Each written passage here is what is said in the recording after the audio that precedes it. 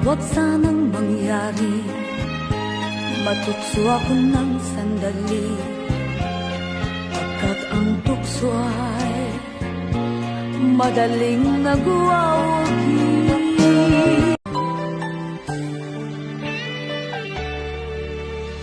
Minsan natikman ang init ng iyong halik, akala ko narating ko na. Wala